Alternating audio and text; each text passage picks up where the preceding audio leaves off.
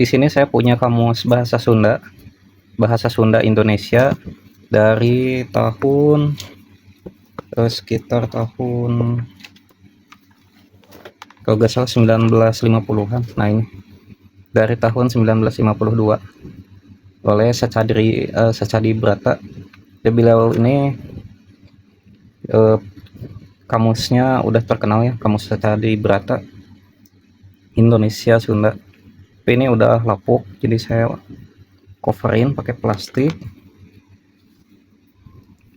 Nah, untuk ejaannya dia masih ejahan zaman dulu, cuman untuk bunyi U-nya itu udah U, nggak OE lagi.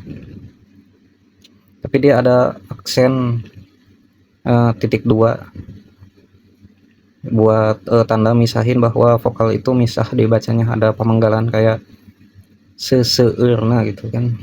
Jadi antara e sama e itu dipisah cara bacanya.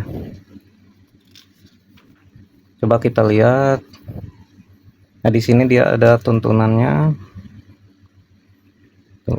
Huruf C dia masih pakai TJ, licin. J juga masih pakai DJ, terus bunyi E dia masih ada tanda aksen di atas. Nah, ini isinya. Dia terjemahan Indonesia Sunda, ini termasuk kamus yang langka.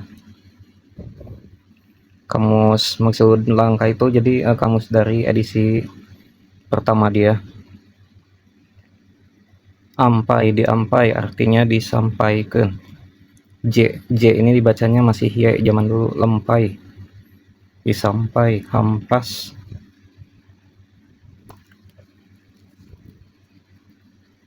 Ya, ini kamus bahasa Sunda Indonesia pelopor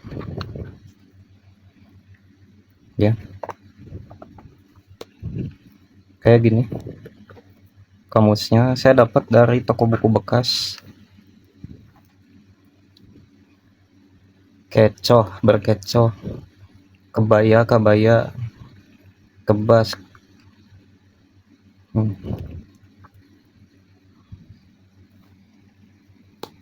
Ya, kayak gitu.